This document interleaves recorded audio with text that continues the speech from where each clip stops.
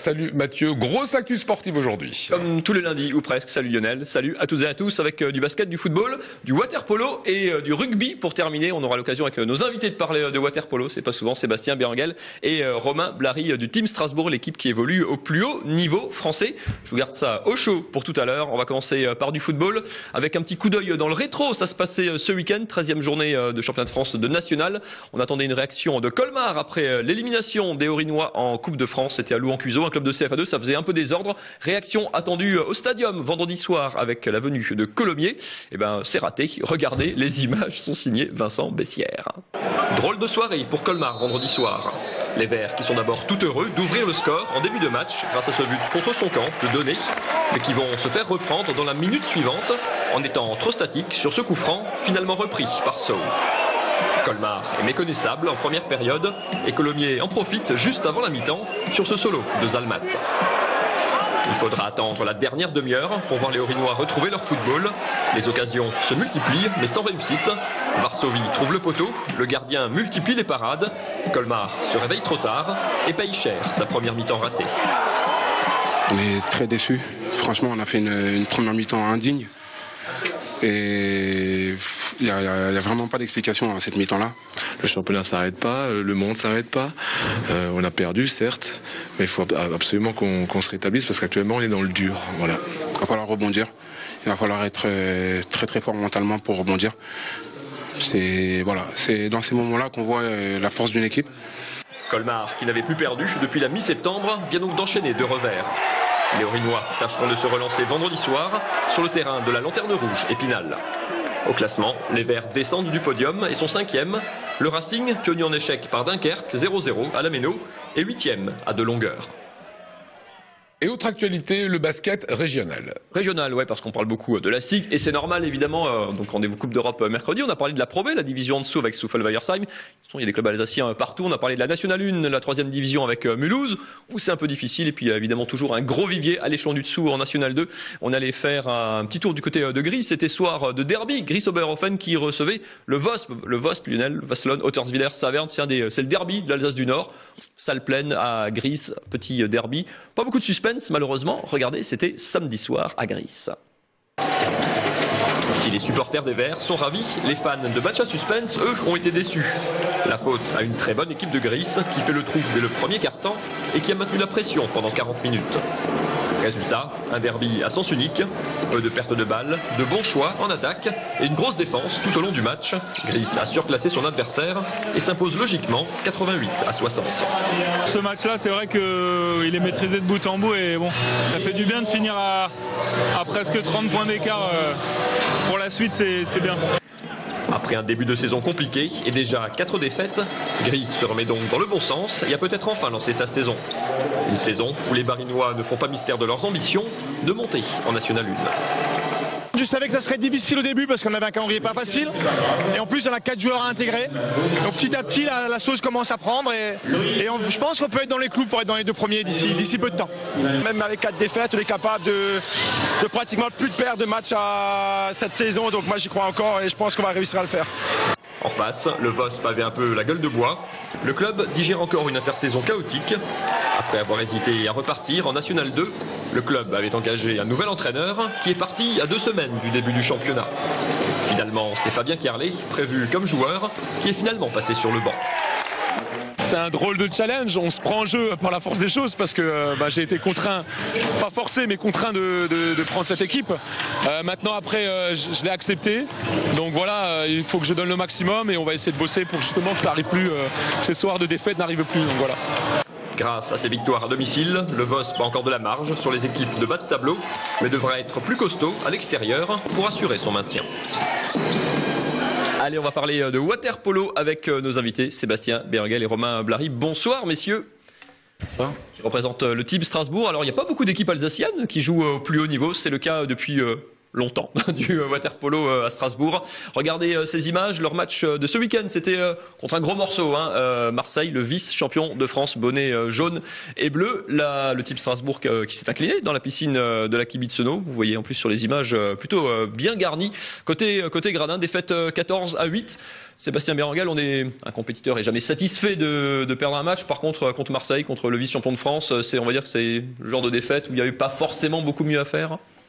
Oui, il y a toujours mieux à faire. On n'aime pas trop perdre. Maintenant, dans l'état d'esprit, je pense qu'on a fait un match assez intéressant, assez sérieux.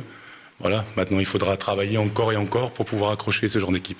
Romain, dans le championnat, c'est un peu le problème. Alors, vous êtes blessé, vous n'avez pas disputé ce match-là, vous êtes des piliers de l'équipe aussi.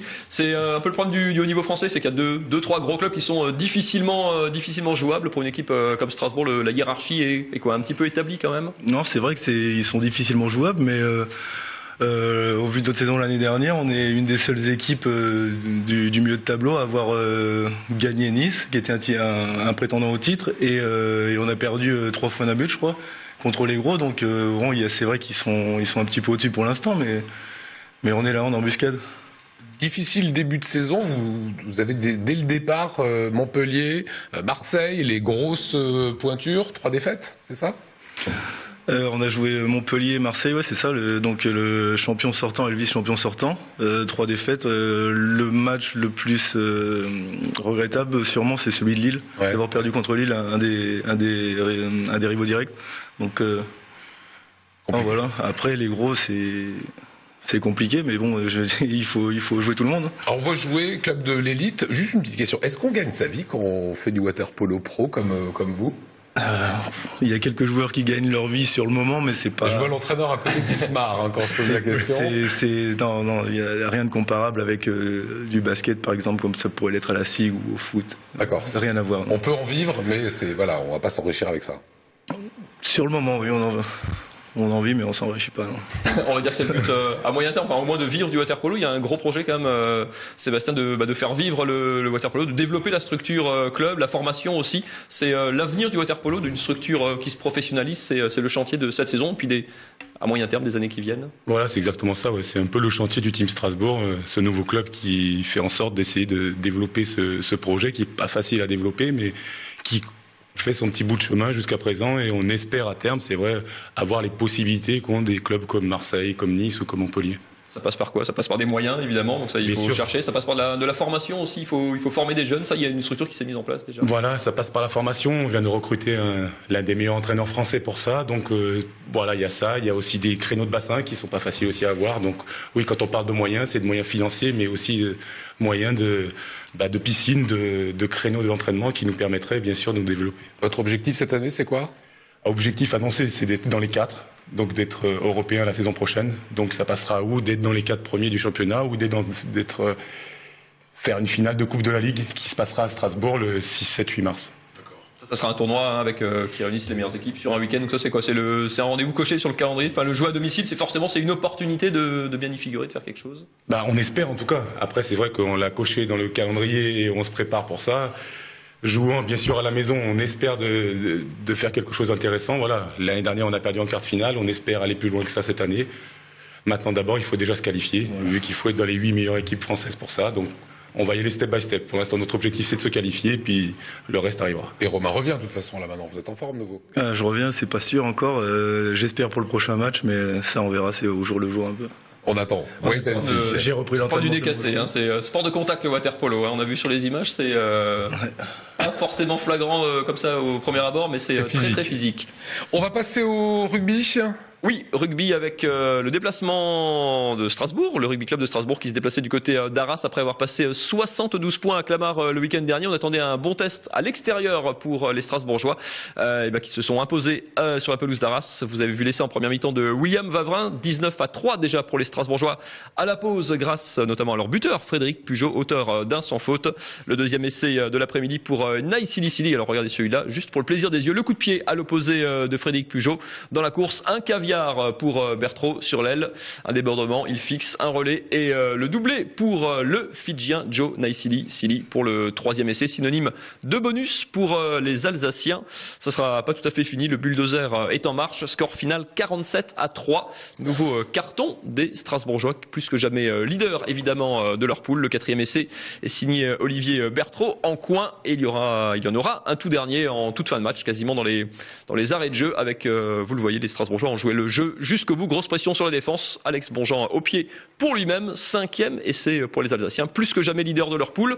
Ils avaient affiché en début de saison sur ce plateau d'ailleurs leurs ambitions. Champion de France et monté en Fédéral 1. Vivement le printemps, ça s'annonce passionnant. Ça sera bien. Une dernière petite question à Sébastien et Romain. Bonne infrastructure pour vous, la piscine dans laquelle vous évoluez, c'est ce qu'il faut quand on est dans l'élite ?